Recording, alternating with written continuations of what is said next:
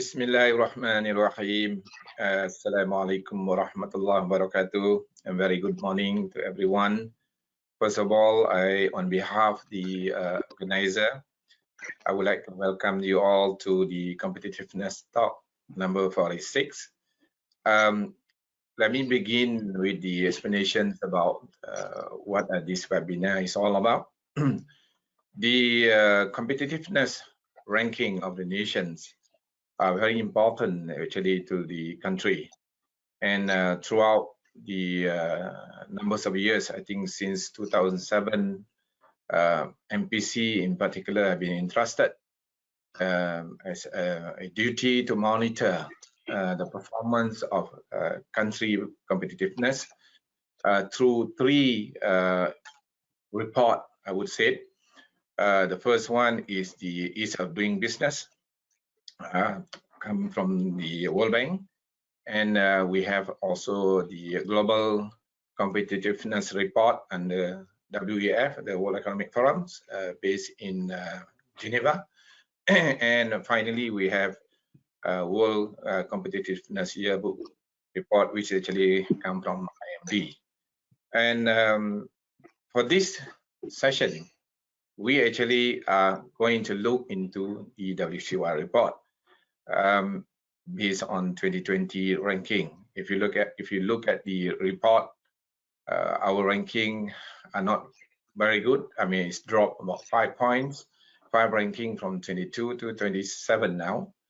And due to this reason, MPC have decided to actually embark on a journey or on investigation to find out what are those initiatives, what are those indicators that we are not doing well.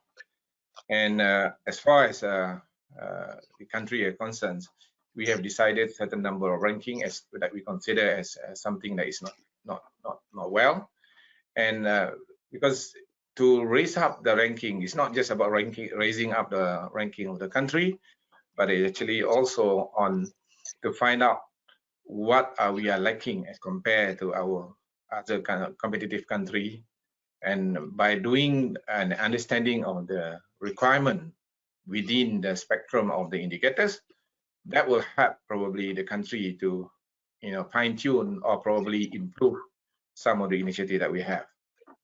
So with us today, the topic that we are going to talk this morning is going to be on the use of technology, use of the digital and digital and technologies.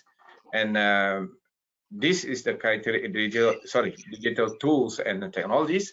This is the criteria that one of the criteria that we actually not doing that well, but it's important to the nations. So that's the reason why we embark on this research. And with me, with us today, we have our learned Hartini going to present to us what do you call it, her findings on these indicators. Let me just read a little bit on biodata of Hartini. She is actually formerly an officer or manager from Ericsson's. She came up from post to post and become like contract, like the managers on customer service and so on. There are many projects that are undertaken by her as an MPC Business Associate, and among those projects that we are actually the project that we are doing now. So with very vast experience, she's graduated from UITM with the Advanced Diploma in Operation Management. So definitely she are very well versed about logistics. She are well versed about the operations of the company's operation requirement and so on. So now she has been part of MPC team to do the study on and many other projects for MPC as an MPC Associate. So I do not want to prolong the discussion, but on the introduction. But let me remind you that the session is open for everybody to give a question maybe a comment, whether you agree or not, that to make this session is more interesting. I would say the topic that we have today, the digital tools and technology, the use of digital tool and technologies, is very interesting. And as for people like me, I would say that this is an area I need to be exposed to. So the same thing as what the government need to understand also, how does the WCY actually or IMD actually rank Malaysia in this particular area, and how does it as they assess us? And is it because we have a number or many numbers of handphones, or does it because we have utilization of many robots and so on? And it's appropriate for us to look into the this indicator, especially in when the nation are moving toward Industry 4.0 adoptions. So without ado, I would like to invite Ms. Hartini, a very experienced person on this particular area, to share with us on the informations. Puan Hartini, maybe the floor is yours. Okay, Assalamualaikum and salam sejahtera semua. Thank you, Encik Kabir and MPC for giving these opportunities. So without further ado, I will walk you through one of the indicator, as has been said by Encik Kabir just now, use of digital tools and technologies. Okay, so how I'm going to walk through this is first, I'm going to let you see what is the purpose of these studies, even it has been elaborated some by Encik Kabir just now, and some of the background in the IMD report performance itself, and the definitions of what is digital tools and technologies, and who are the authorities and who are the regulators for these specific areas, and what is the key drivers for this performance indicator, and how does it goes, and why do we get that rank specifically on these digital tools and technologies. Yeah, and last, I would share with you the recommendations or initiative to improve the indicators in the futures. Okay. All right, so the purpose of this is, of course, to highlight the Malaysia current ranking of digital tools and technologies in WCY 2020 report, World Competitiveness Year 2020, and also to analyze the reasons and drivers which have contributed or determined to the current situations or current performance of digital tools and technology. And of course, lastly, is to recommend initiative that can help Malaysia to improve in future. Okay, so some sort of background of the overall report. As you may know or not, this year, Malaysia has been ranked in overall as at 27th out of 63 countries, and in Asia Pacific, we are at the number 8 in overall Asia Pacific and Asian countries. Yeah. So the main analysis that IMD use is, of course, using the main factor: economic performance, government efficiency, business efficiency, and infrastructures. Yeah, we can see slightly increase in economic performance, but others shows a bit decrease. I would say not really big, but of course, still we need to see why that could happen. And this is the reason why I think MPC took an initiative to actually do a research or a study to see why the performance has been dropped and what we can do. All right, this is basically in a graphic the competitiveness factors and sub-factors. Yeah. So the use of digital tools and technologies basically falls under the business efficiencies and under the subsector of productivities. Okay. And this is the background on the digital tools and use and technologies. Yeah. If you can see, we have a drop from last year, which is we are now at 30th place compared to 16th place last year in 2019. I think this is quite a big drop, which we can see that almost 50% drop overall in these sectors, yeah, use of digital and technologies.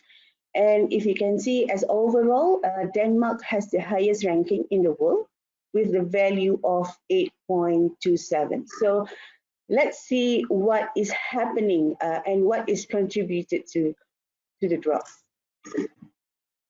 Okay, again, this is another visual of a performance. And if you can see here, we are at 30th place.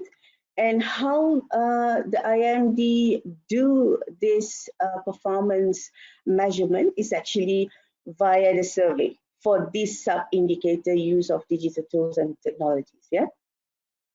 So mainly the questions is companies are not good at using digital tools and technologies to improve their performance, or they are very good at using digital tools and technologies to improve their business performance. Yeah?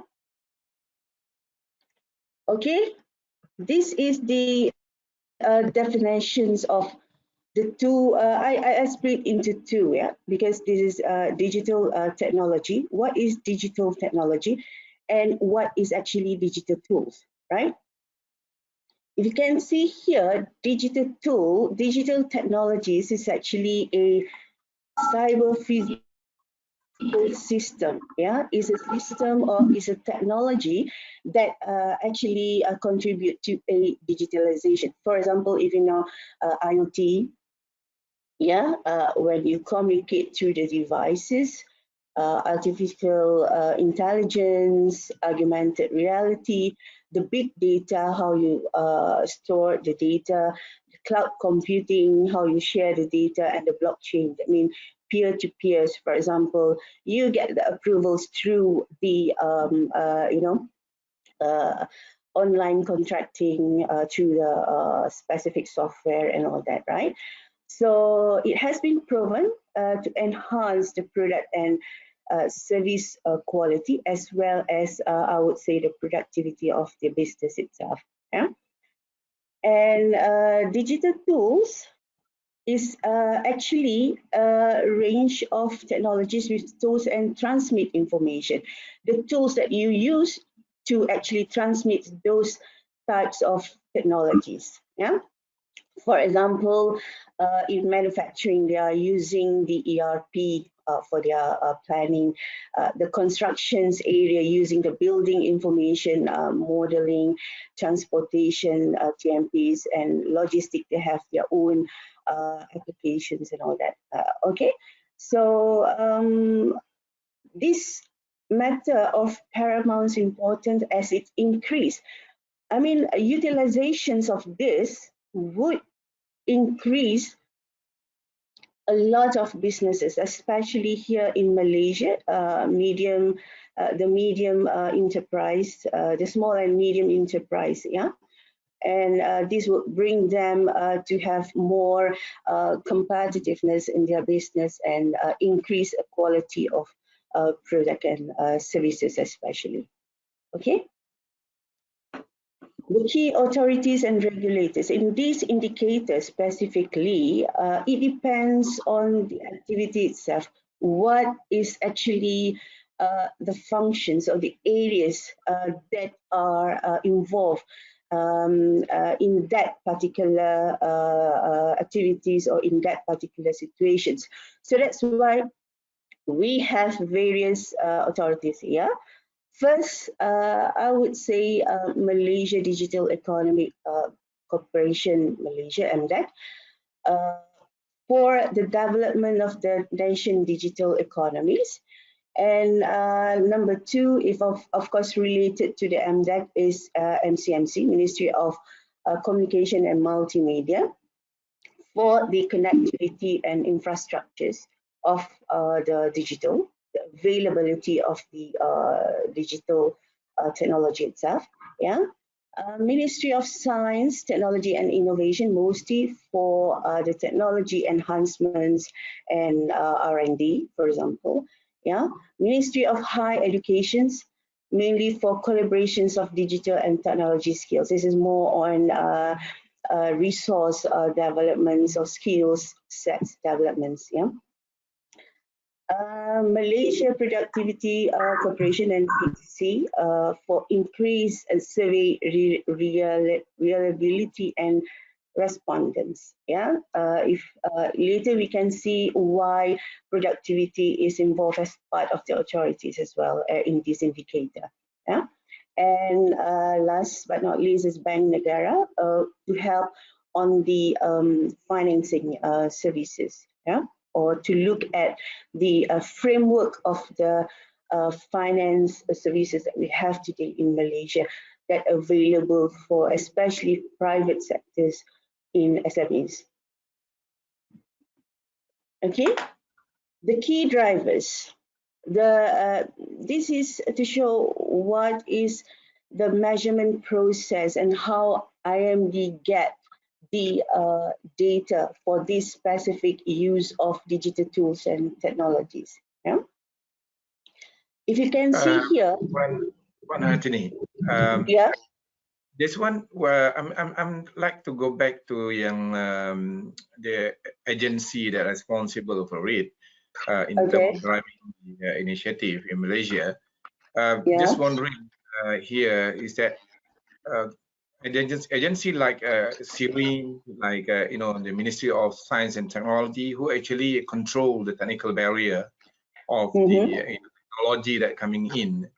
Don't they also should be part of the responsible agency, because in terms of dictating the directions of the technology in Malaysia is actually fall on the so-called owner of the technical barrier if we want to bring anything new.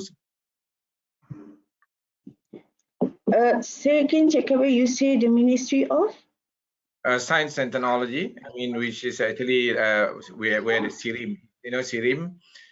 SIRIM, yes. Yes, for any technology, a new technology that coming in, the approvals of technical barrier must come from the so-called SIRIM assessment. True. Yeah. So I'm wondering whether don't they also can be part of this, organization that responsible for initiative on supporting digital technology? Yeah, if you like to SIRIM actually, yes, they falls under MITI, Ministry of International Trades right now. Yes. Yeah, and here the organization like SIRIM is actually MCMC. SIRIM is actually doing an assessment for all the related control items under the energy commissions. Yeah, so Jaya Tenaga, which consists of energy, power, electricals, consumer items, and all that. But specifically for the multimedia, the approval comes under MCMC, so they act as a SIRIM. Inside the SIRIM organization itself, there is one specific section on the multimedia, and they are actually dotted, or they are actually direct reporting to the MCMC. So there's two different scopes here. Yes, they have a lab. Of course, MCMC, I think they are developing more labs right now as well to have more test equipments available. But today, I think still on the multimedia, we are we are not there yet, and I think we are following a certain standards from the Europes and some on the US itself. And I would say today, MCMC has not come up with how do I say, from Malaysia own standards of MCMC. So we are adopting European standard, and they are the one who are doing the approvals for all the testing, including the IoTs and everything. The devices is actually, yes, some devices are testing at CIRIM, but still the approvals is from the MCMC. So they are two different scopes. Yeah. So I think it falls in the MCMC. Okay. Thank you. Yeah, thank you. All right. Okay, so continue to the measurement process. I think for this indicator, IMD is solely use a survey. If you can see at the bottom on the driver, there is 92 questions that was sent out, yeah, to the CEO of the companies, the top managements of the companies, including local and expatriate companies, so I would say outsiders companies from other countries. Yeah. So the questions, if you can see at the right side inside the box, is actually companies are not good at using digital tools and technology to improve their performance or their business performance. Yeah. So it ranks from 1 to 6, which is 6 is the most good in handling this. Yeah. So where they are focusing or where they are sending this service to the primary industries on each of the economy or each of the countries, to the industries of manufacturing and to the services and finance sectors. Yeah. So again, if you look at the measurement process itself, and if you understand on the surveys, yeah, surveys is actually solely depending on people knowledge and perceptions. Yeah. So in this case, it's a knowledge or perceptions on whether the business in Malaysia are very good at using digital tools or not. Yeah. So you could imagine, various people from various scopes and various industries and all that. So the answers could be very different and very, it's really depending on the understanding of the persons or the company itself. Yeah? So on the IMD response in last year, they said that roughly 95 per economy responded to IMD, right? So there's still when I do some survey or calculations on the using the SurveyMonkey calculators, yeah, their margin errors could be at 10%. Or with 96% confidence intervals. I mean, you can say that 95, they get 95 response per economy or per country. It's from the 63 countries. Yeah, and they have a formula on calculating this using the average value as I shown here. Yeah. So X, the average value of the ranking itself, times 2 and minus by 2. Yeah. And in terms of the questions itself, when we deep dive into the questions, yeah, it is too subjective and straightforward. So if you look at this question that I just said just now, for the respondent to answer as digital tools and technology have their own complexities. So as I said, it depends on the scopes of the business itself, on the understanding of the digital tools and technologies itself, how exposed they are, and how they are applying these into their business or not at all. If you look at in the urban areas, in the rural areas, they may not expose to this. So if they get one of the questions, for example, agro industries, yeah, they are mainly located in rural areas, so they may have different perceptions that could contribute to the ranking of the answers of the questions here. Okay.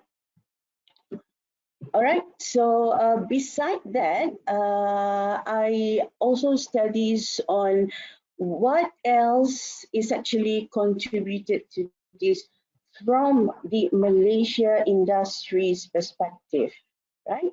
So in 2019, if you look at the statistic itself, SME Corp Malaysia released a fact sheet stated that SME's performance in year 2019 dropped, to 5.8% as compared to 6.2% in 2018. So the GDP has been dropped from the SMEs itself. That means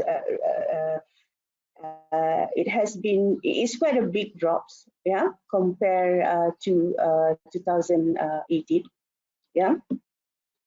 So it also shows that the SMEs is actually 90% contribution to the business entities in Malaysia. So you can imagine, if you can relate to these indicators itself, to whom the survey was sent. So majority could be from these sectors, right? Because if you can see here, 90% of business entities in Malaysia is represented by the SMEs.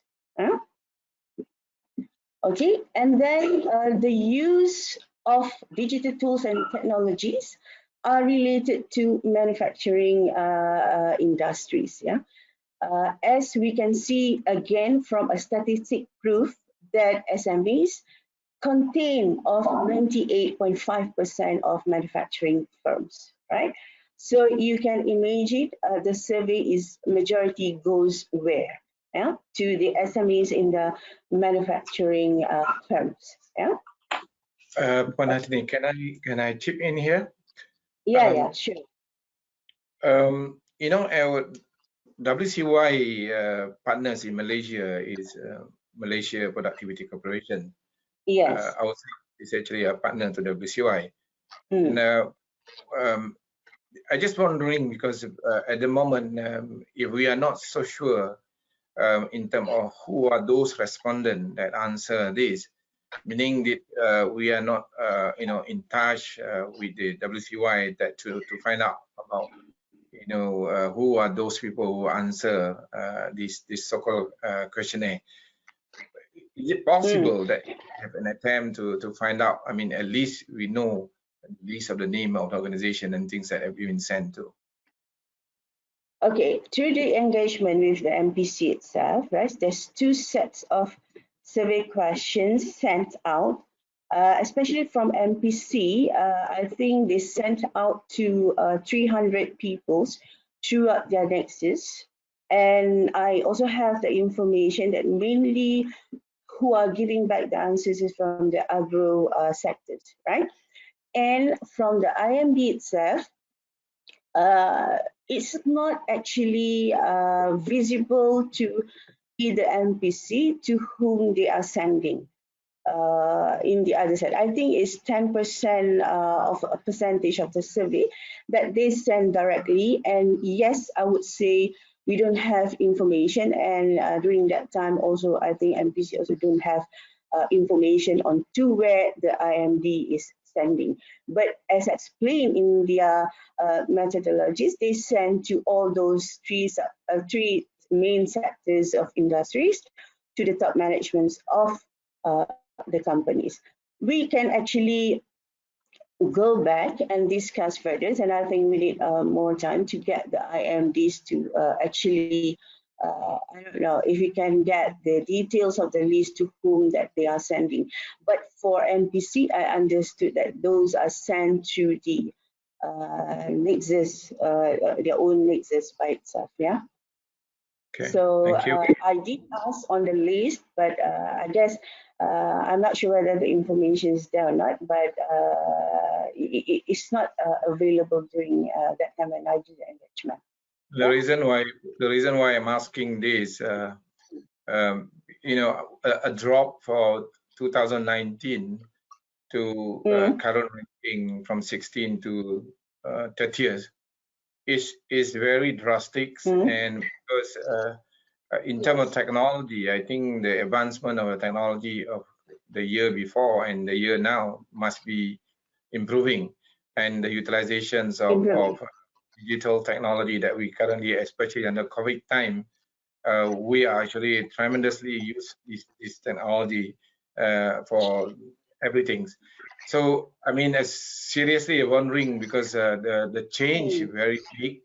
I mean, just like, you know, a drop into technology suddenly that Malaysia, and then I guess it's much to do with who are those people who answer this. Correct. Yes, and the perceptions out of that, and maybe related to the industries itself.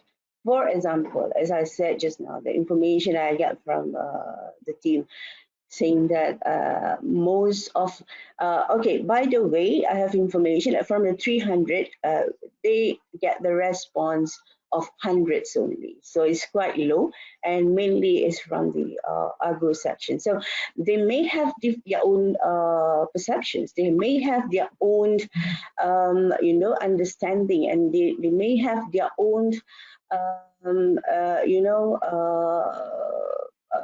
how do I say? They may have their own interests of using the digitals, depending on their agro industries itself. If, for example, farmers, they would hardly use digitals unless someone from the authorities or you know, responsible persons go and actually aggregate and try to change all the lifestyles and economic developments into the digitalizations. I think that can be done, perhaps in long term. Yeah. Okay. So another key drivers, again, I think I'm talking more on the sectors per sectors in Malaysia. So this shows that based on the statistic from the Statistica, okay, 20% of utilization technologies for Malaysia as of April is 20% is from the manufacturing sector. So this is a anchor proof again that these manufacturing sectors, perhaps mainly in SMEs, are the most contributors to this, yeah, compared to other sectors. Yeah. So I would say that shifting the business to digital technologies, we need 4 key technologies for digital investments and business development. The main 4, this one is for this development is big data, Internet of Things, yeah, artificial intelligence. I think all these elements in developments of industry of 4.0, yeah. And the most applied scenarios actually throughout the digitalizations is actually on our marketing, service deliveries, developments and communications, and telecommunicating or blockchain. We say peers to peers and all that, right? Video conference and all that. And major obstacles for digital transformation in Malaysia, the ecosystem itself, yeah, the regulations and cybersecurity, lack of fund. I think I walk you through when I go into the recommendations. Talent shortage or the skill sets of talent shortage, and proper business models. Perhaps they need helps on this, so that we can accelerate throughout the all sectors in Malaysia. You can see here is only manufacturing sectors is now the majorities who use the use of the digital tools and technology. Again, there's no you know, site proof or audit proof. It's just based on the anchor proof from the statistic itself. Yeah, that could be true. Yeah. Okay. Before I patients, maybe I'll stop for a while to ask if there's any questions. Yeah. I got one question here that refer into the talents. Okay. All right, you mentioned about the talent is also driving factors here. So your comment on, is it like competitiveness edge of the country? We do have, like, I mean, if you look at India and even in Malaysia, as compared to Malaysia, in terms of infrastructure in India, may not be as comparable to Malaysia. But if you look at in terms of talent, you have so many people that are exposure in terms of technology, digitals, know-how, and so on. We and us. And if you look, many investment in this particular area from overseas, from country, from US and things like that, been put in India rather than in Malaysia. Even though when we started those days of the embarking on the cyber jaya projects, but in reality it doesn't take off. I mean, in your comment, I mean, your study, what actually happening here? I mean, why are Malaysia still lagging behind in terms of developing talent in this particular area? I think I do agree that if you look at overall infrastructures in India, yeah, they may not be at par with us in a certain areas, yeah, but not in the digital tools and how they develop their human skills and all that. I think it's part of the collaborations as well. Within the researchers, within the universities and all that. Look at the telecommunications itself, yeah. Integrating developing the 3Gs, 4Gs, and 5Gs technologies. I would say that in India they are really engaged. Yeah, they are really partnership with a giant company, with the universities and all that, and they are actually. In fact, with the US and all that, they are developing their human skills, and that's what you see now. Even though, I mean, some usage of their human skills are outside, but they are still actually keep growing up their human skills in that digital, because the technologies are very broad, and the R&Ds outside in the world are very aggressive in terms of the digital technologies.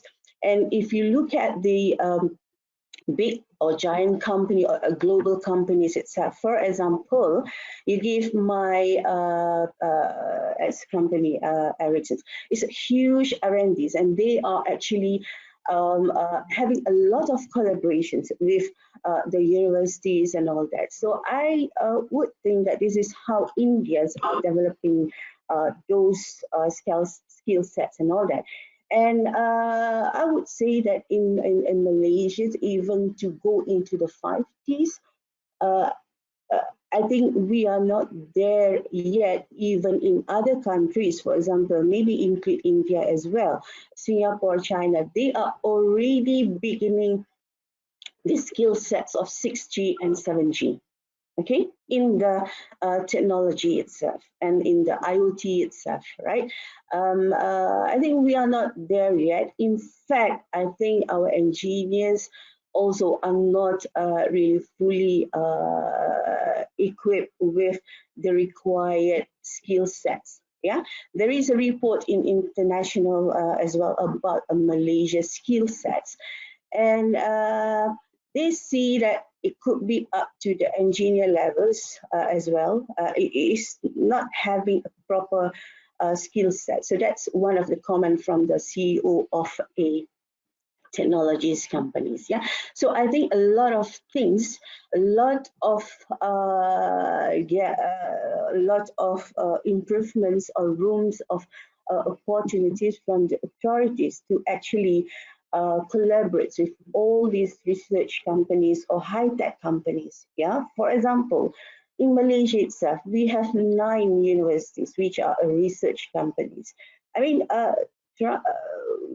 we can actually motivate or encourage from a government perspective to get more involved in the digitals, skills and develops those from beginning. For example, we have such programs as TVET as well, a technical development. I think this is ongoing by MOHE, our Ministry of Higher Education itself, and I think we are there. Maybe giving 5 to 10 years, perhaps, if we are very ambitious to achieve this, I think we can be at par with the India and all that. In fact, if you talk about India, I think is back to 20 years ago, they are actually concentrating in this. Yeah, when I first joined the telecommunications company, I think India was one of the hubs with the most experience and skills in terms of the digitals and technologies as well. I think But it was saying this, I mean, in terms of WCI, where does India rank as compared to us in this particular area? Because the way I look at it, the ranking are US, Singapore, and Denmark. There was a higher score. I mean, if you look at it, this India utilization and talent may be big, but the utilization of the technology may be not there. That's why probably they are not top 10s. They are in number 25 right now in the latest situations. Again, it depends on the sectors itself. Yeah, as Malaysia, we need to deep dive on their sectors itself. Yeah, perhaps the percentage of the SMEs there as well.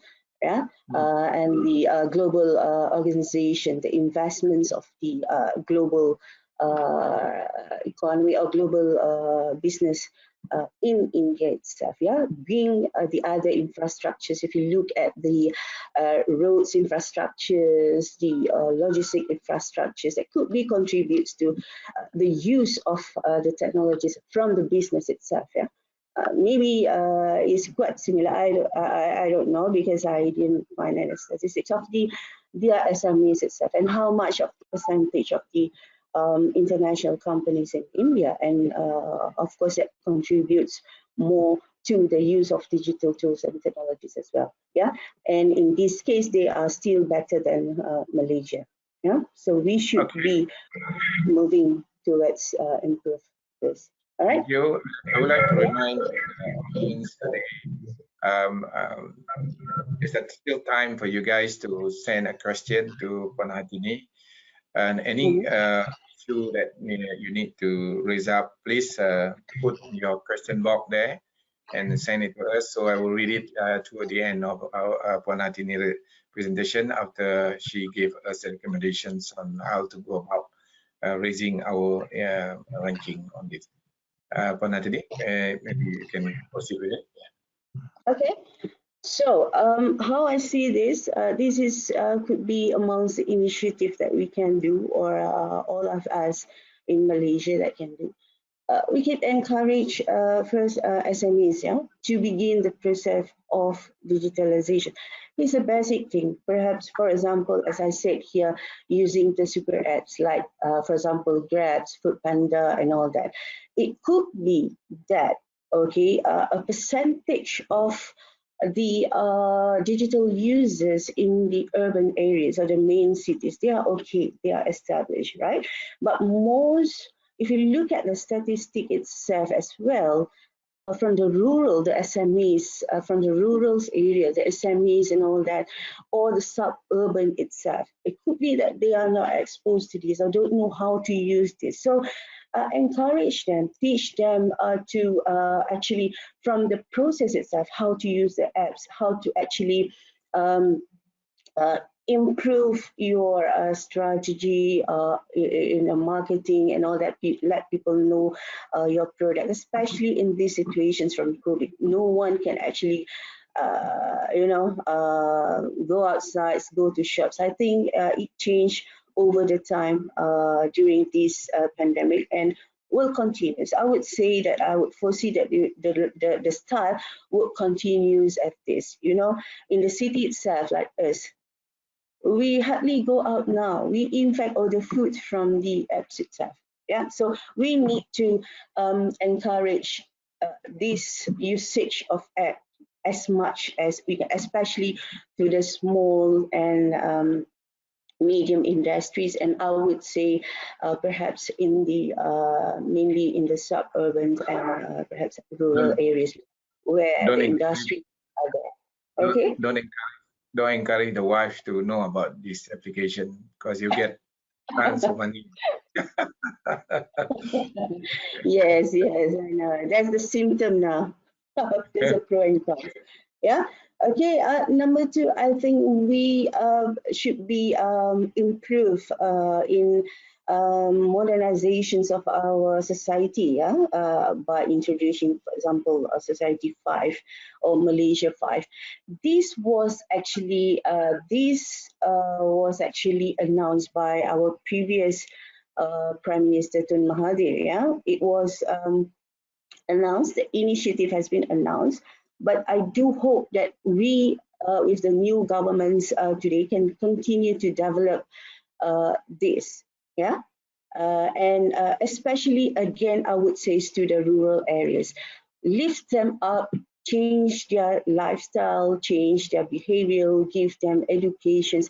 They may know the digital tools or technologies available, but they may not know how to use it. Yeah, so we need to have more empowerments on this. We need to actually continue to change the culture of peoples in Malaysia to be more digitalizations. Yeah, if you look at my points on number 3, yeah, leverage on each other's strength in running digital advocacies. For example, with a clustering and mentoring programs, I think this will be a successful one. If you look at the agro sectors, yeah, they are now in trend of especially from the rural areas, the suburbs in other states in Malaysia, especially from the east.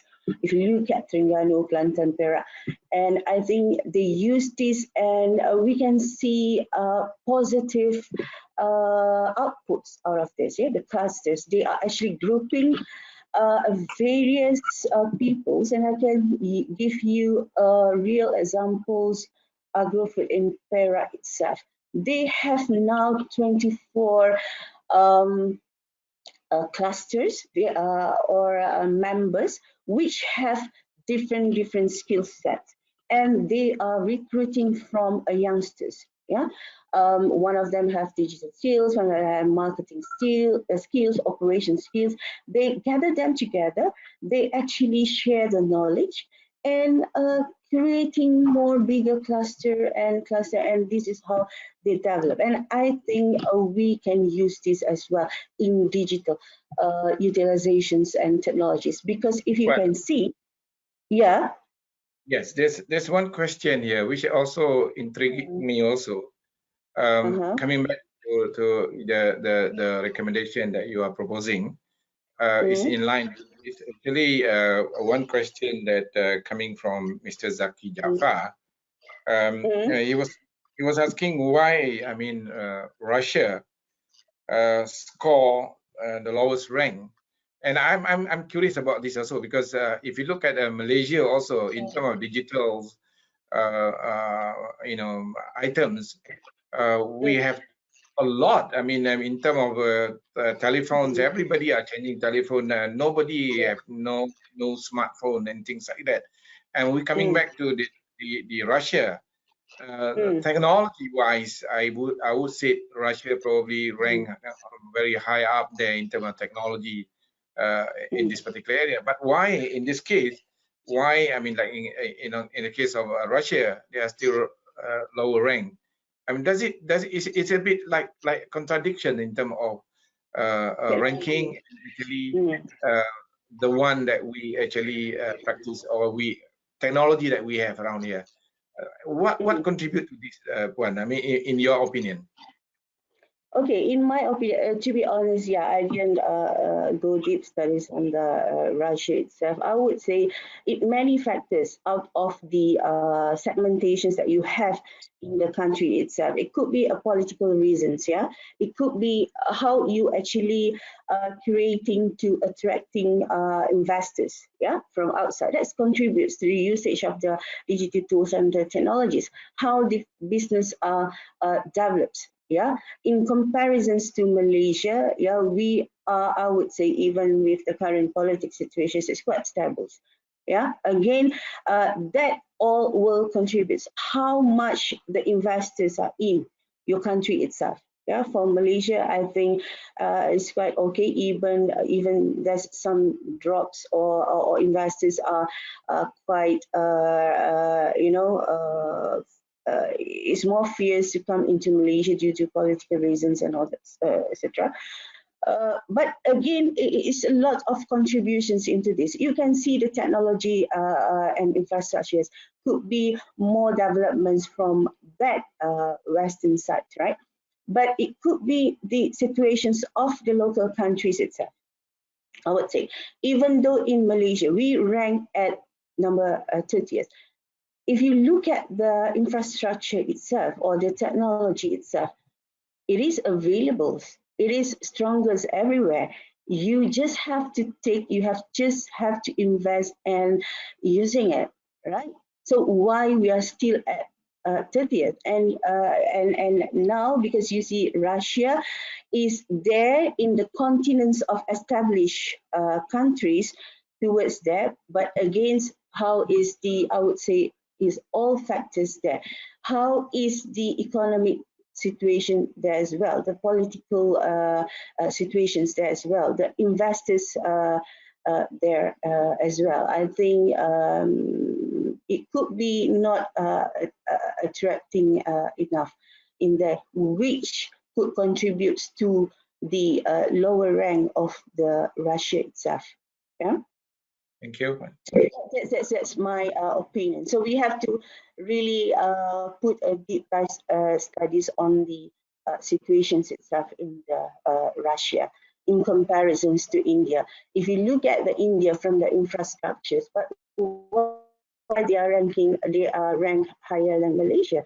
So it could be different factors or contributors to the rank itself, because this is how you adopt the digital tools and the technologies. Yeah, it's not about the availabilities of the connectivities of the technologies itself. Huh? Yes. Okay. All right. Because so if you look, yes, we can proceed. What? Yeah. Okay. So I think I move to the next one. Yeah. And that I would say to provide more subsidies to subscribers of cloud computing. Yeah, if you look at again towards the SMEs, maybe there's huge capitals or investments that need to be done. Perhaps it could be and that really because they are the organization who are actually supporting in developing of these digital economies.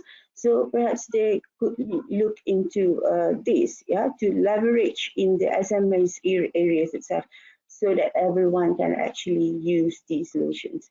Yeah.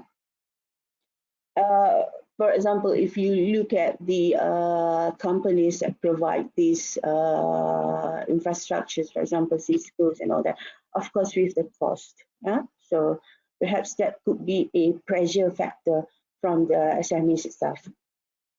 Yeah.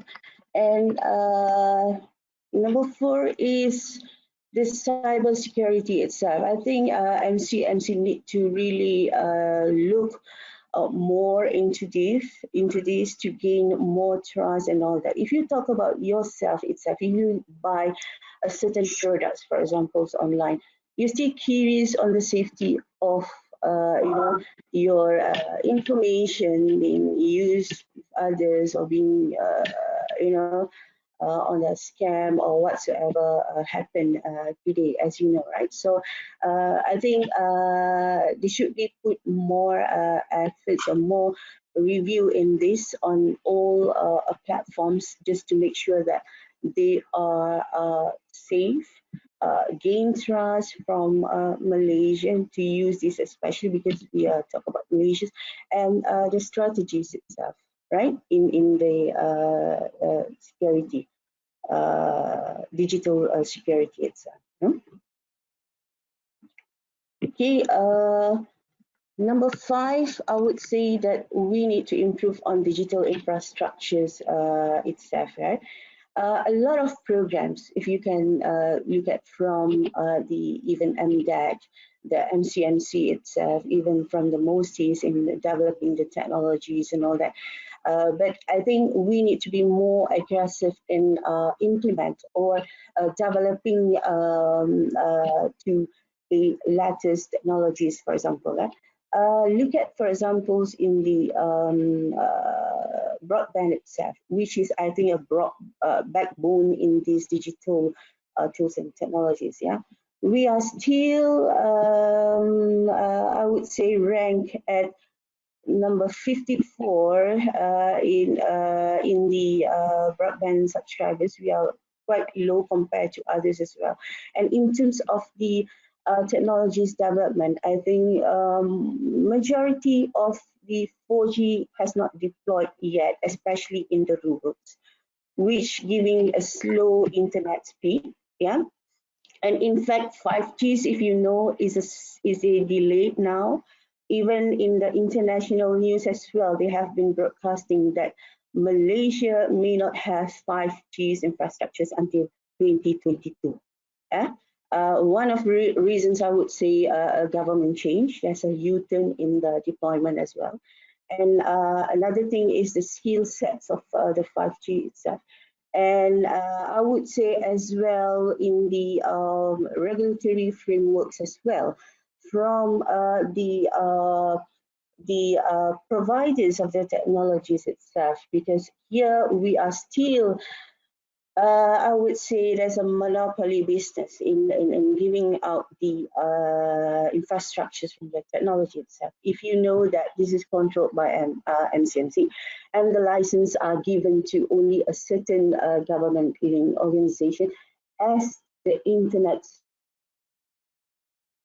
service provider, the main provider, and the other providers are private sectors are actually a resellers, I would say here. So, yeah. Yeah, I mean, yes. this related to the. I just like to share it and maybe to get your comment on this.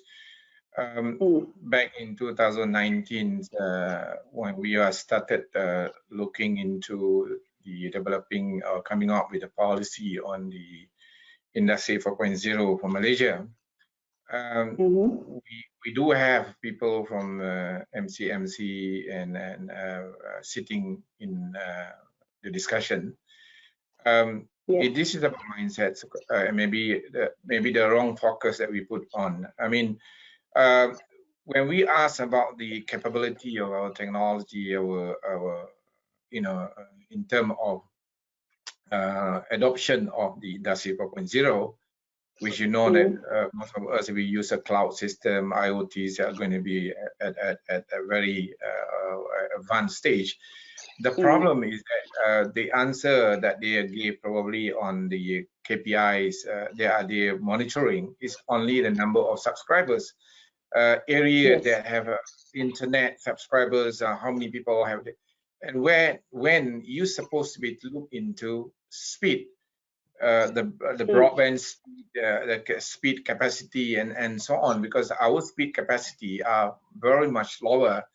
And 2019 also there is I mean, they embark on also adoption of the 5Gs, but until today, I mean, to the end 2020 also, we still nowhere, nothing in terms of infrastructure on 5Gs. We are not there. We are still holding to 3Gs, and here you are. We're talking about what they call it, moving into a 5G Industry 4.0, and yet our infrastructure are not supporting of it. So do you think, do you think that MCMC or any other government agency are actually are lacking in terms of driving it? Because any country moving to digital technologies and utilization, the driver must be from the governments. Yes, correct. I do agree with you. I would say that that is true. What they have said. The industry 4.0 is utilizing all the latest technologies, 4Gs and all that. That is true. But if you look at the penetrations of the 4Gs, it actually in the main city itself, and they are measuring on the subscribers, regardless rurals or urbans and all that. So it may give them a good scenarios of the subscribers, because all those are concentrated in the main cities with the high-speed 4G, at least 3G and 4G. But if you go to the rural areas, which they are contributors of 70% of the economies itself from the statistic, the speed is very low. In fact, they are now still have the 2G, and it's nowhere. If you go in between the 2G, it will give you hanging and rounding all those, and if you're using Waze, you are gone. And I think here, yes, I do agree with you, Jacob, the driving for the implementation is low, or could be very slow. If you look at Singapore itself, yeah, how the government is actually doing the open concept, or how the governments, or in fact in Japan, they are using the same. They have no policies in, as I said just now, in the internet providers, service providers and all that. They are open to all the private sectors. For example, in Japan, they have Docomo's, they have all others government thing, but the governments, because sometimes in the private sectors, for example, in Malaysia itself, like Maxis, DJ, they have capitals to invest, but they are stuck because of the policy itself in the implementation, and the technologies is available. If you ask me now, later in the year, or perhaps in early 2021, 6G will be available. But see where Malaysia, we are nowhere at 5G. Even the 4G coverage is not there yet. And if you go further to deep dive into this, we have to look at how the government is actually, how rigid the process of developing only one tower for the telecommunications in the rural areas. If you look at all those processes and all that, this is about the implementations. We are still rigid in the process in comparison with the other countries, even our neighborhoods countries like Singapore and Japan. They are very open, they are very in the policies, and giving an open authorities to all the players in the industries. Where in Malaysia, yeah. What you are saying, I mean, interesting. You mentioned about policy, Yes. the regulatory policy. I think Malaysia ranked very bad in terms of regulatory framework on this digital technology. I think it's number 35, one of the worst indicators within this spectrum. So the way I look at it, because of our regulation, we hinder the open service provider to other country that can provide, because we want to protect the telco company within Malaysia instead of opening up and to provide the service by the international company and so on. This policy, you think, need to be changed? Perhaps yes, in certain scenarios, if it have to, because if you look at the other countries, they are open. Of course, it can be controlled by a government as a sole, regulators, or main to have a main monitorings on all those telcos and all that, but the regulations has to be open. Yeah. For example, I would say in the ISP itself, in the service providers, if you look at the statistic, Telecom Malaysia as the GLC, or I would say, under the government-linked company, they own 92% percentage of the broadband because of the ISP regulation. And I would say someone have to review into this, not using the open tender concept. This is how we can say the open. For example, Maxi Digi can directly come and develop the infrastructures by itself, yet controlled by the government, because at the end of the day, you have a profit sharing. Yeah, government still, when they have the revenue, and I would say that the government have the income itself, because today, if you look at from the policy that they use on the ISP providers itself, including with the 3G award, is actually using ISA Act 1972, which is a secrets act, right? So yes. So I would say that we need to open this up. We need to drive aggressively in the implementations. And I think the private sectors itself, the local telcos itself, not talk about the international telcos, right? They have capabilities, and I'm very sure about that. It's just that something stopping them to actually move aggressively in Malaysia. So in my opinion, yes, we need to look into this to be more competitive, even with Singapore. We are not even can compete Singapore in the speed. Yes, they has the highest speed in the world.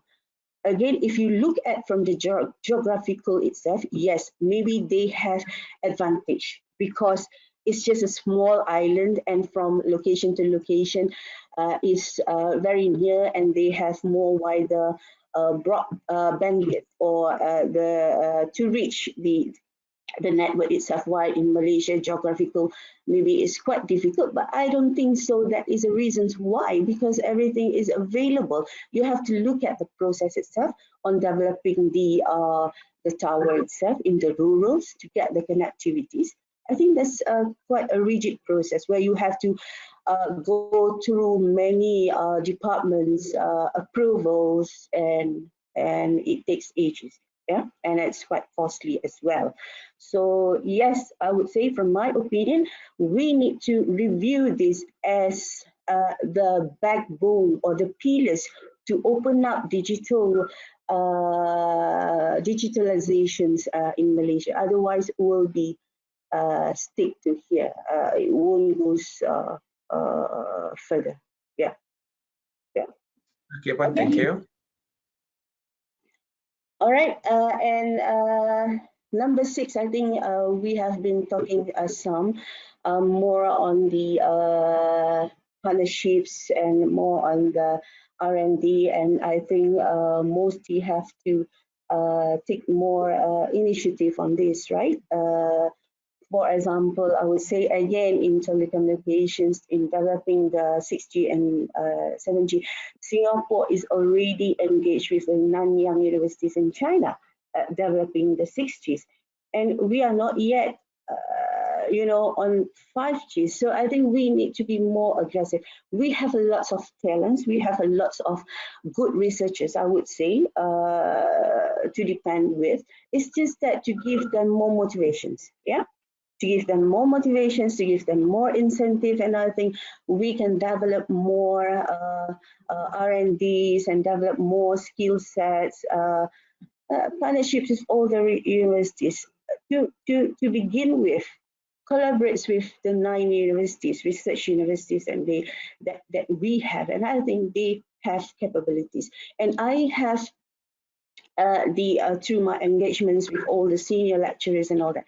Yes, they do have the capabilities, but where is the initiative? I mean, the aggressive, they may have the initiative, but it needs more drive, as you said. We need to drive this more. And collaborations with global companies, we need to utilize, for examples, in IoT, Philips, or now they call it Signify. They have huge R&Ds in IoTs in Holland. Yeah, it's a huge campus. that they have. And in Sweden, for example, Ericsson, they have huge campus, and I have actually witnessed with my own eyes. They have capabilities. Even they are developing their countries very well, and we need to actually partner with them, collaborate with them, and all that, and build more capabilities into that in terms from the lecturers itself, from the students itself, yeah, and perhaps more new courses need to be developed into the universities as well, right? And one of them is also, I think, the TVET initiative from the MOHED. So I think it's a good initiative. It's just to enhance those development. Yeah. Okay. So yes, number 7 is actually again on the digital skills. I think if you look at also at the overall digital competitiveness performance, yeah, we are still not at the high rank, I would say, as well. One of the lacking in that sectors itself is actually the skill itself, yeah, as I just say as well. International collaborations may have a lots of advantage or opportunities, yeah. For example, you can send all those engineers to 3 6 month courses. Maybe there is initiative, yeah, but we need to be more aggressive in this. And also, I just said just now the TVET, yeah, for young peoples in the university. We need to have more aggressive or more development into this, or more allocation into this, because this is the futures. Digital and technologies is the futures. And again, I would say it will continue being, taking the reasons from the pandemic is just being a reason, but I think moving forward, this is the lifestyles that we are into. Even if you look at Google's and big companies, latest is Schneider Electric. They are reducing their office space from 3 levels to only 1 level. Why? Because of the digital initiative. People can do video conferences, people can do, and you have a ways of top management to monitor the results, right?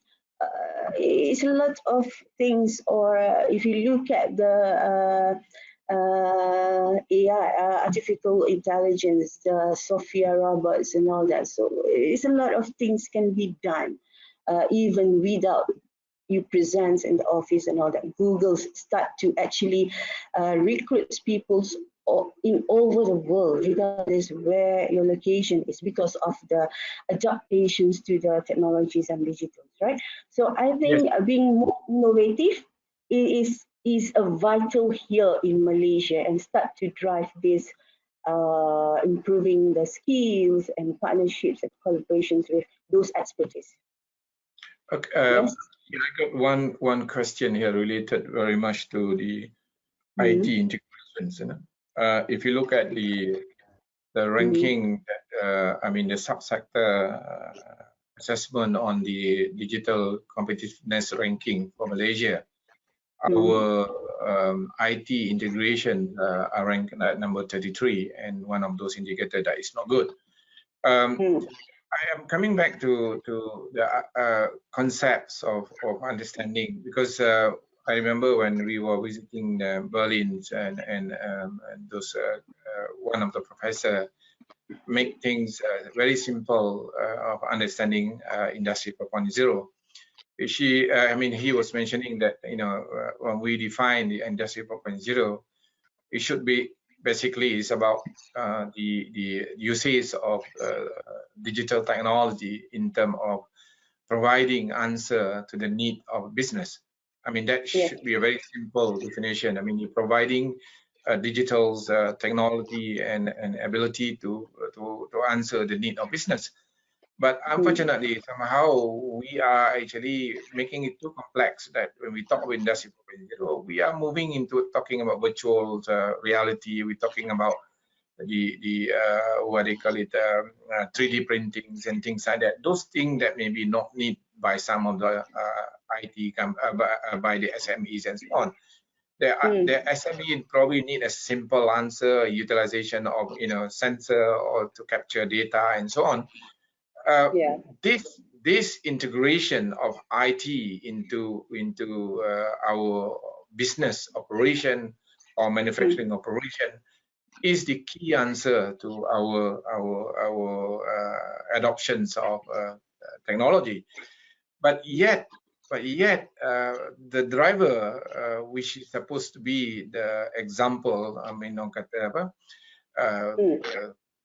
tauladan, sebagai tauladan or benchmark, it must come from the government. But many of government agencies project that related to IT utilization, like BLAS, like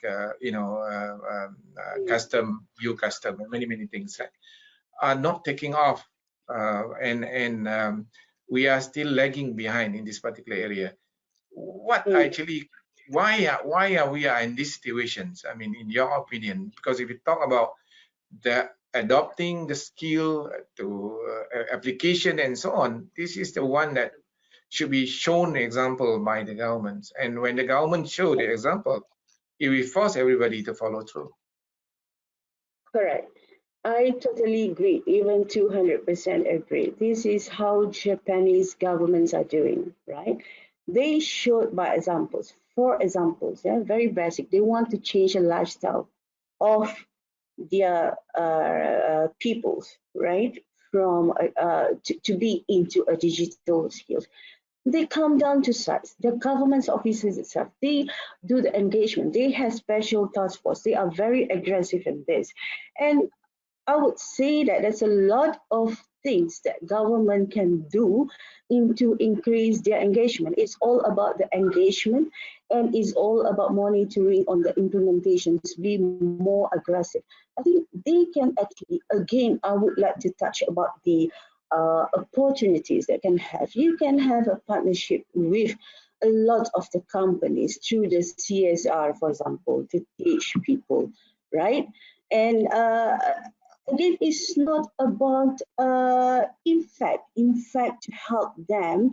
It's actually government itself to have to be more engaged and be more responsible. For example, you know that many of the online transaction has to use the smartphones, right? Why not you are brokering the smartphone pricing? Not even with the network infrastructures supplier, but with the phone suppliers as well. That's to show that your encouragement, to show your support in implement this, and get like what Singapore do. They have this agreement with Huawei, for example, with the all the smartphones, telecom smartphone companies, that okay, you offer this price, and there's a certain deals or brokering the pricing that could be done in many ways, right? And I think government, I don't know how to say, but we need to actually be more aggressive, because I think the programs that government have looks good. Everything looks good. Even MDEC itself, the Penjana itself. Or perhaps you need to look into increase the resources just to actually monitor the implementation, just to have more engagement, right? I say this because of the real information that I have from one of the government agencies, right? They have no resources. The program is very good enough. The initiative is very good enough, but for the implementations, they are short resources in follow through the implementations or do the engagement. For example, again, I want to give you an example of Singapore, how they are controlling a quality of the approval, the approved technologies are sell outside this. In Singapore itself, they have 1,000 of resources focused on the engagement itself, where we have only 8 in one of the departments from the to monitor the implementation itself. So you can see the huge gap. There's so many things that can be done, and I would say the implementation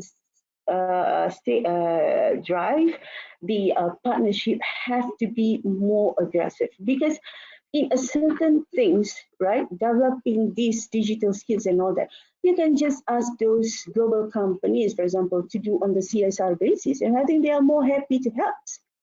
Because now the information that I have, or maybe from my experience itself, there's not many organizations who are engaged with them. I think they are willing to do anything on CSR as well, based on their expertise and all that. So back to your back to the answers, I think yes, we need to be more aggressive, and we need to be more focused on the implementing, not only building up the initiative and programs and just let people be where they want to be. We need to know where they are and support them to be at what we need, like in Japan. Yeah, and also of course a lot of other. No, interesting, because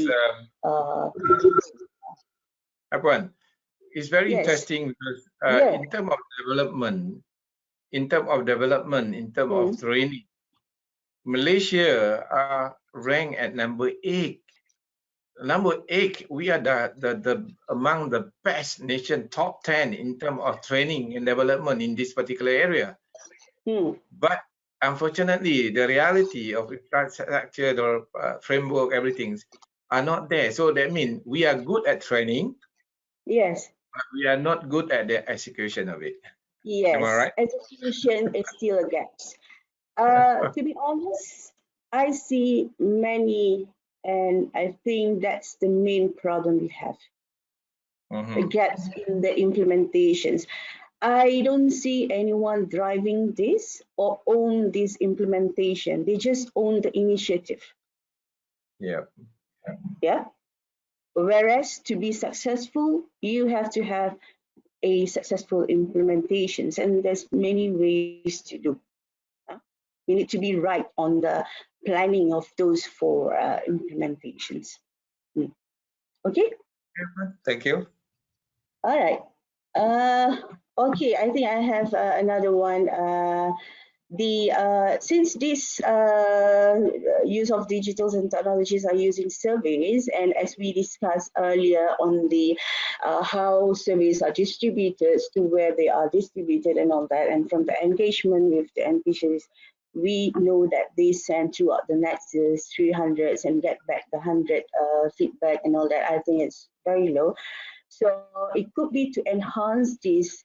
There could be again collaborations or partnership with related agencies. For example, if you want to access to the manufacturing, for example, go to SME Corps, for example, and they can access to the right peoples, and as we expected to distribute the service, right? For example, in agro, maybe you can actually go to Persatuan Peladang directly rather than with the internal nexus, and we are lose control, I would say, because we don't know whether they are reach the right peoples, or because the important thing is to go to the right peoples and to get the good feedbacks. Yeah, we need to do more out of what we have done here outside of the organization. That should be okay.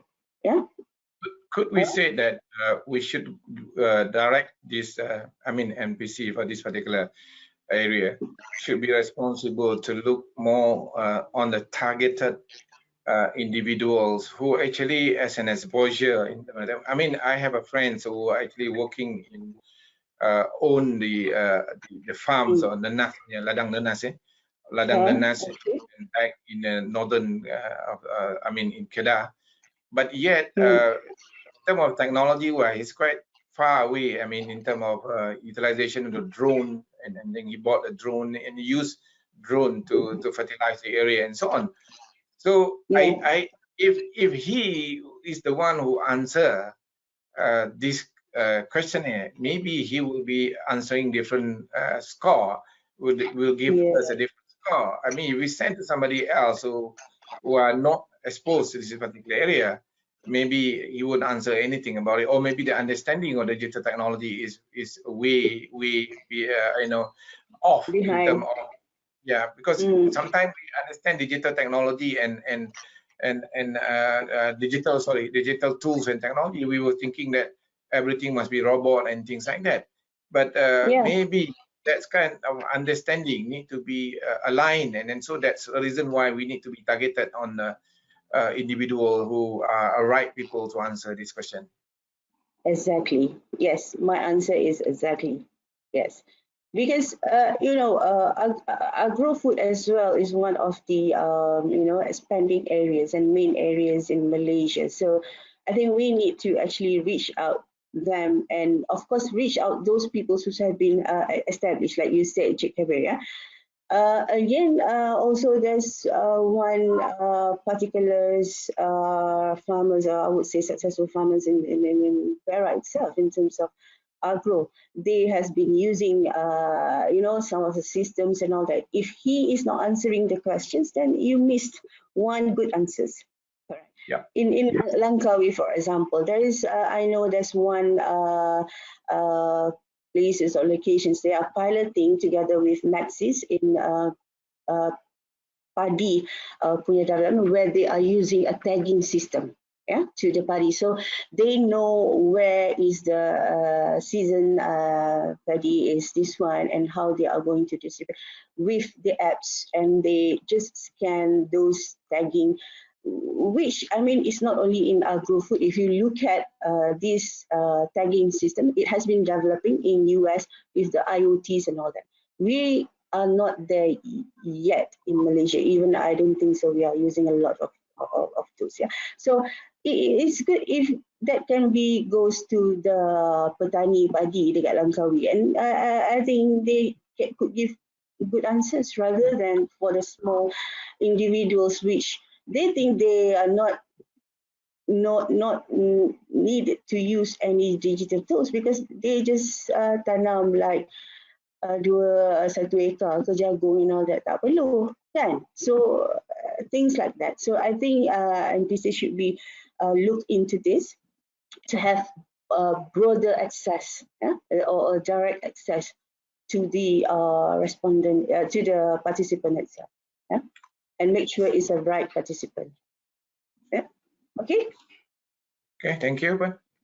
Yeah, the last one I think is enhancing policy and regulatory framework to strengthen alternative financing. Today, of course, I think we have a finance systems. Every banks have a loan, and in fact, the Penjana itself, they have a programs together with the SME bank and all that. But perhaps we need to look to review into this. Because now the loan system, if you look at from a private perspective, it's a rigid process. For example, if you talk again about the SMEs and the small businesses, bank will require all the documentations or the approvals of the land or whatever it is to get the loan. It is a rigid process, and they don't have that, and they just let go. And many of them don't have capital to invest in this digital. And if you look at the statistic itself, if we are not supporting this, I think this could further decrease, because if you look at the statement from the statistic itself, I think the successful of the SMEs is actually only up to 3 years. After that, they are actually gone, whether fail or whatever and all that. So, and at the end of the day, you know that to adopt into the digital, it needs lots of investments, and they don't have capitals. And many of them would say that they may have priorities on other things to invest on the capital itself. So I think we need to look into this. Of course, we have quite a programs from these services from MDEC, Penjana Digital Content Creator, and Penjana Digital Content, where they will help to establish the digital and for the SMEs and give them funds. But if you look at in Singapore, they are going more into alternative financings, which is you finance all those equipments, finance all those, for example, computers and all that with simple process and approvals. Yeah. Okay. All right. Yeah. I think that's all. And in my two conclusions, I think we need to see in many areas as we discussed. Yeah. Implementations, the regulations, frameworks, the policy, the best practice, and all that. So I think that's crucial. So if you look at the graphic itself, I think that's the element that we actually need to make sure that we can be competitive in this and have more adaptations in the technologies. Yeah. Leadership, I think this is very important. As we say, the government have to drive this and have to own that every initiative that we have, yeah, the infrastructure itself have to be good, using the latest technology only, the skills from the people, the securities itself, from data securities and all that, etc. And innovation. I think this need to be more aggressive and we need to innovate. Yeah, because I think the technologies is available. And all those available is just for us to plug and adopt and implement it in our own countries, just to be more competitive like others. Yeah. In Denmark, for example, you know why they are the highest? This is where they are actually doing all things that we just discussed just now. Infrastructures have to be tiptoe, have to be available. The engagement, the skills have to be developed. The ownerships of the implementations of the initiative have to be very clear, and the KPIs have to be there. The results have to be there. Yeah. Okay.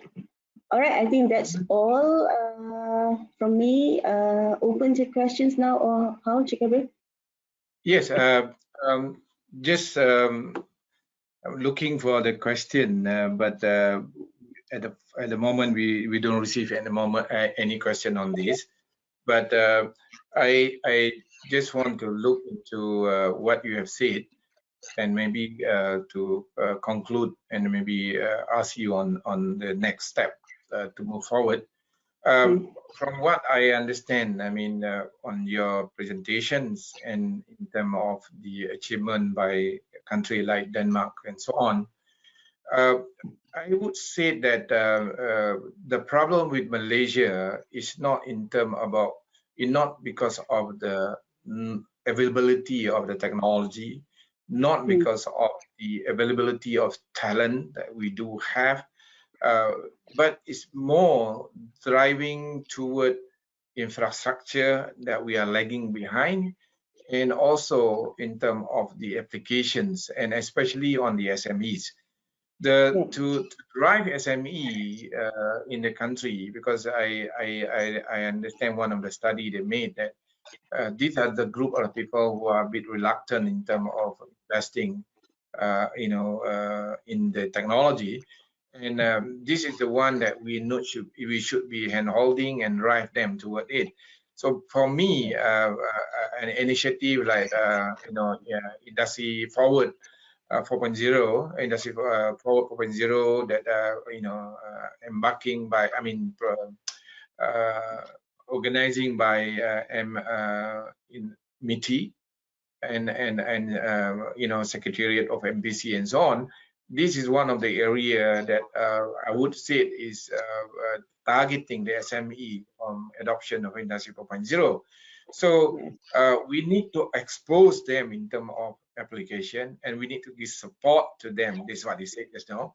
We need to support the SMEs, especially not the big guy. The big guys is already way ahead on the world.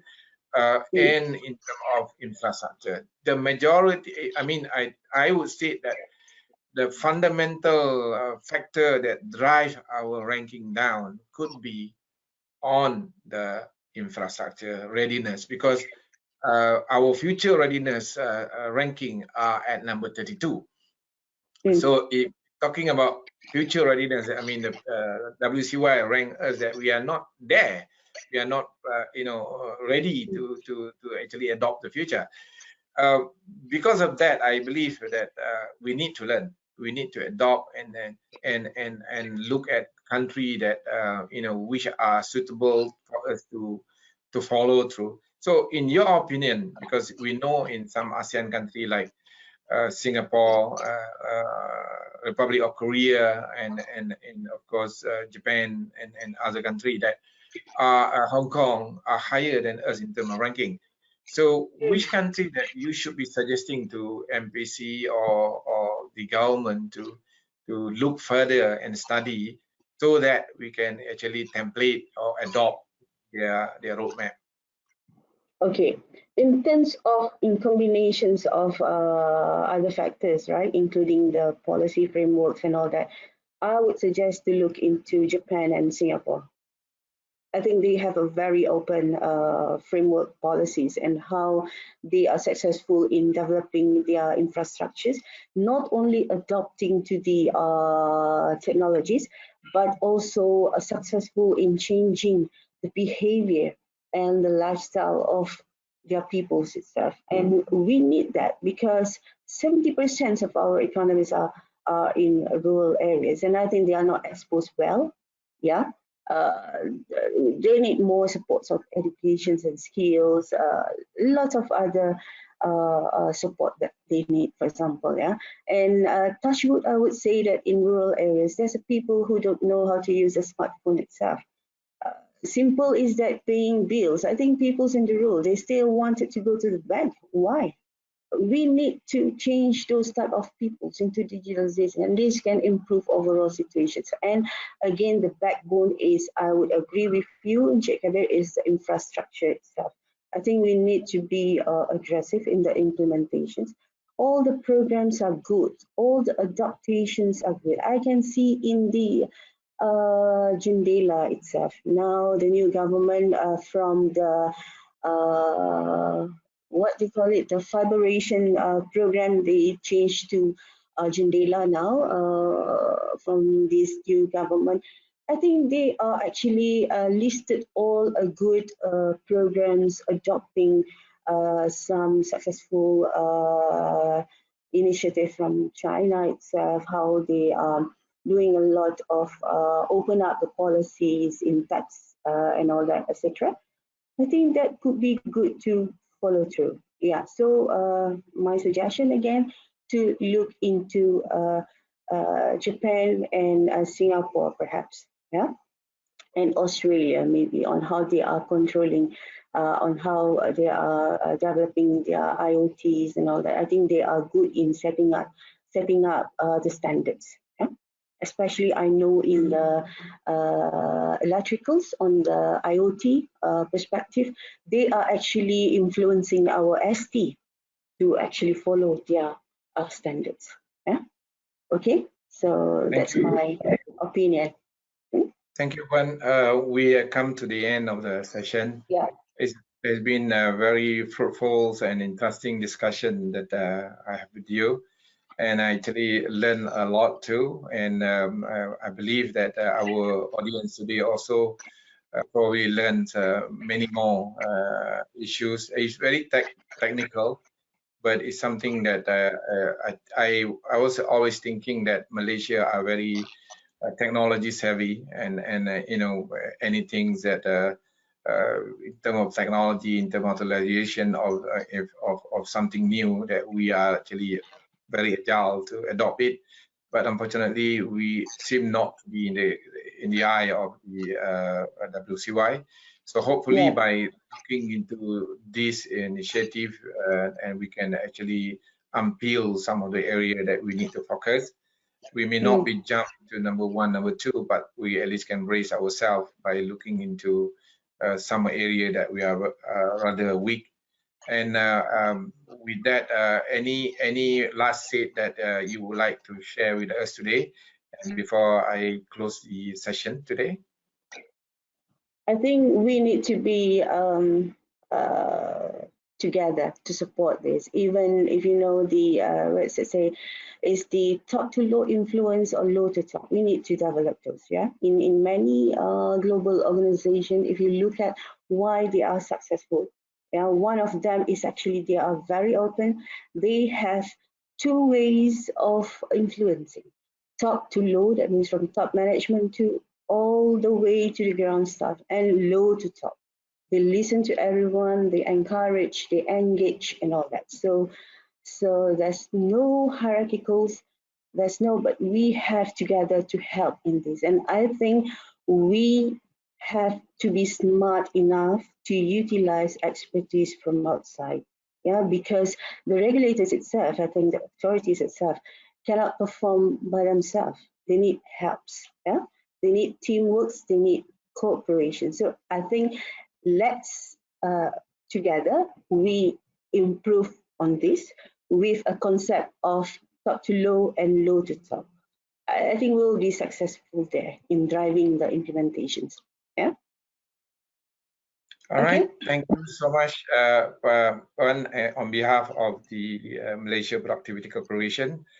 I would like to say thank you once again to your contribution on this subject, and a very in-depth study on it. I would say that maybe this study we can learn something, and then we can change our scenario on use of digital tools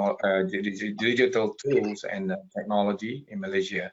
So that once again, and for the audience, thank you for being with us today, and thank you for sharing your probably one of your question here, and I appreciate the support that you all give to us on this particular session. With that, Azhar, thank you also for supporting the technology that we have now, so we can actually communicate virtually. So with my only request at the moment, as the way that everybody have always said, stay home, stay safe, and take care of yourself. All right. Saya sudahi dengan wabillahi taufiq wal hidayah. Wassalamualaikum warahmatullahi wabarakatuh. Okay, bye bye. Take care. Assalamualaikum. Thank you. Waalaikumsalam.